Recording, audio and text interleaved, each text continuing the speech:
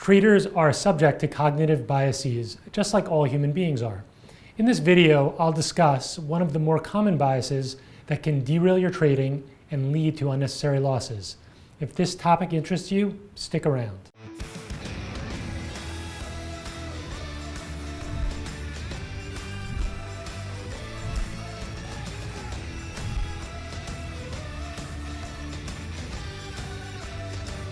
Hi, I'm Steve Spencer. I am a partner at SMB Capital. We are a proprietary trading firm in New York City that trades stocks, futures, and options. Monday, Apple was our #1 in-play name. It was scheduled to hold a new product launch and discuss new iPhones the following day. Often leading up to large events, traders will pile into a stock hoping to capture gains based on the excitement about the unknown. Here are our morning game plan notes from Monday morning, showing Apple. And as you can see in the morning game plan notes, we have support levels, we have resistance levels, and why this was in play. Why Apple was our #1 stock and how we choose the best stocks to trade each day is based on a stock selection process that SMB has used for over a decade. If you want to learn more about this process, check out the free 2-hour workshop by clicking on the link above or going to tradingworkshop.com. You'll also learn about 3 of our low-risk, high-reward trading setups our professional traders use almost every day. So the first chart we're looking at here from day one is the intraday chart. It's a 5-minute chart that I've marked up for you with important prices. And I've also circled this area on the lower left-hand side. We consider that time period of the first 15 to 20 minutes price discovery. Often we'll have violent moves to the upside and to the downside. And we're hopeful that will happen because we want to see how price behaves against important levels that we've identified before the market's opened. And in this case, what we talked about in our morning meeting was 120 is a key level. It's gapping above that in the pre-market. If we can get a quick flush down right when the market opens and it reclaims that level and gets above, that's our first possible entry. And we take advantage of the volatility to give us a good entry. And then the next thing we'll do is we'll look for it to take out R1. And once it does take out R1, if it's after 10 a.m., we then may look for a trend. After 10 a.m. is when we look for stocks to trend. We look for things to move up and down in that first 20 minutes or so. And so you can see very clearly a trend is established. And once the trend is established, we use R2 and R3 potentially for upside targets based on our pre-market game plan and the plan that we've set up. That was day one, really clean trend. Broke above our price, our key price, 120 on the open, gave us an entry actually around 950 where it came back down and tested. That's one of the more common entries as well. We see the strength above a key level. It's labeled as inflection on the game plan sheet, and which basically means if it's above that level, play it to R1, see how it reacts at R1. If it fails and comes back down to inflection again, you can re-enter or enter for the first time if you're waiting to get more confirmation on the price action. Again, there's nothing wrong. These are different strategies. Some people will enter on the initial flush right on the open against some pre-market support area. More conservative trader will enter when it moves back above 120, which is our inflection. And a more conservative trader will even wait to see the buying after the first 15 minutes or so, showing the strength above 120, and will use that pullback to 120 to enter. That's kind of the most conservative entry in the first 20 minutes.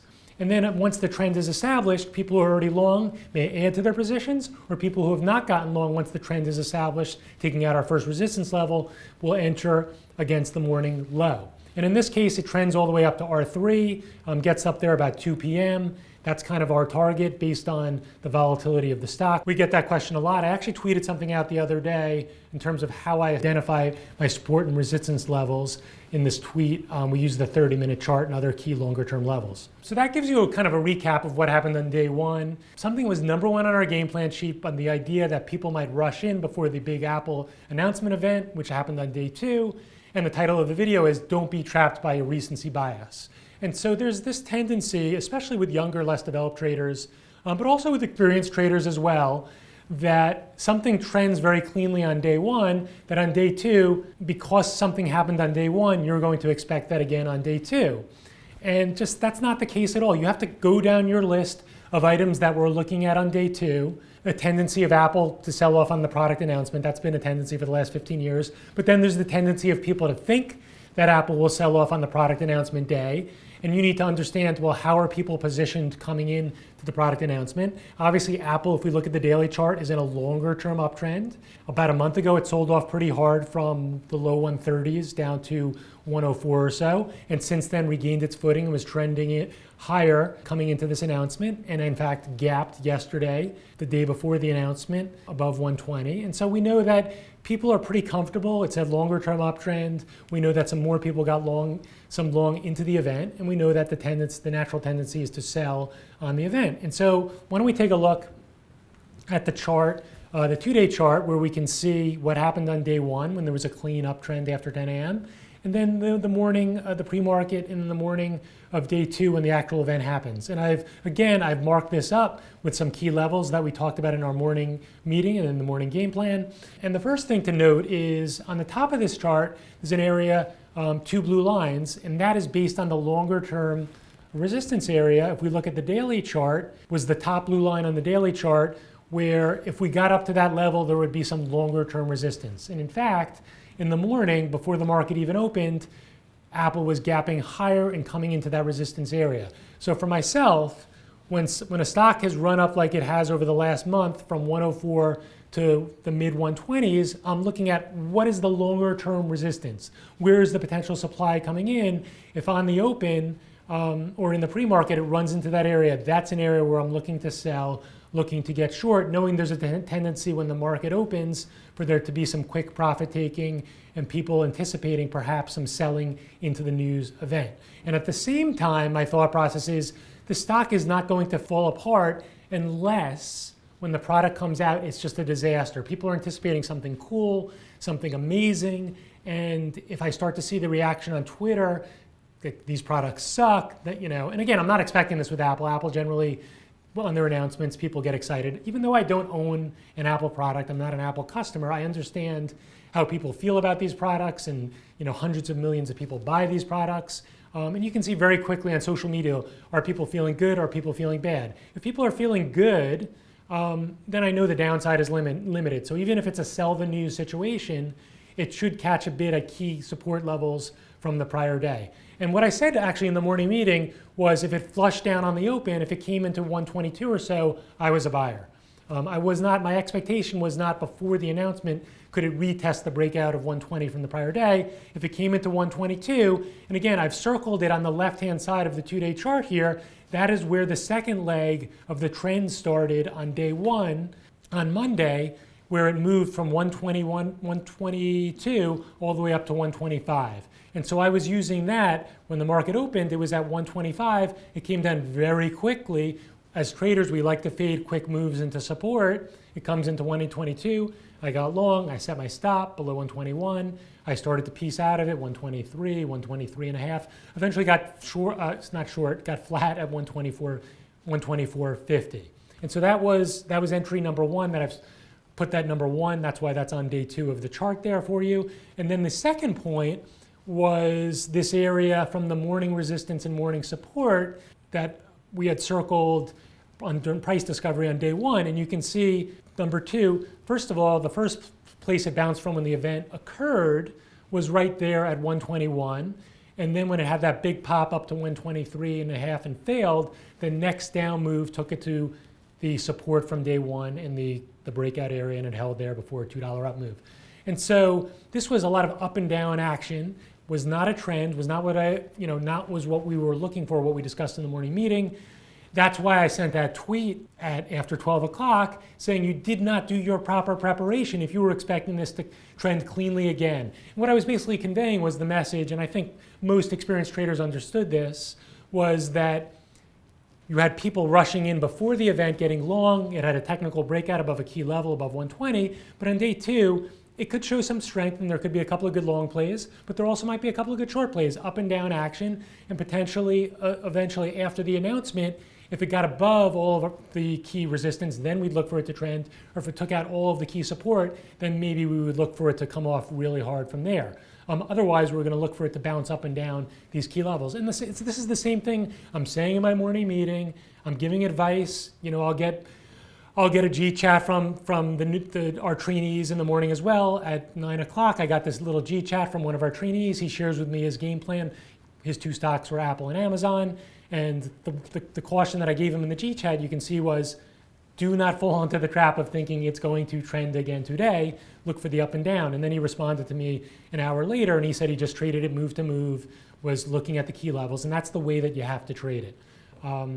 If you're looking for that, that what happened yesterday, today, and this is just a good example of that. It's the same thing that causes things sometimes to actually trend. If there wasn't an intervening event here, or a catalyst, a big catalyst, and this reveal of the product, and this was just a normal technical breakout, then we would maybe be thinking more on day two of a trend. But we had these other things that we had to consider. And that's why we were looking for this up and down price action.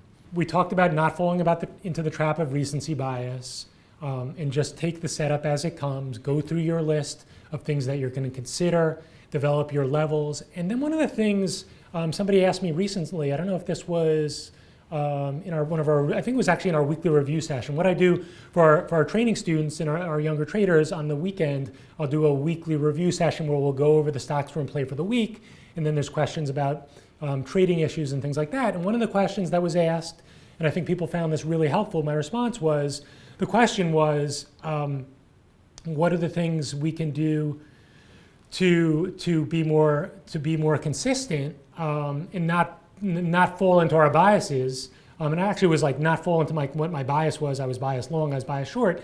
What you need to do is actually write down your game plan before the market even opens. And so in Apple, what you should do when you're starting, and even experienced traders, I know a very profitable experienced trader who does this as well, he will literally write down, if Apple trades above 120, I'm going to buy 5,000 shares. If it then consolidates above 120 for more than 30 minutes, I'm going to buy another 5,000 shares.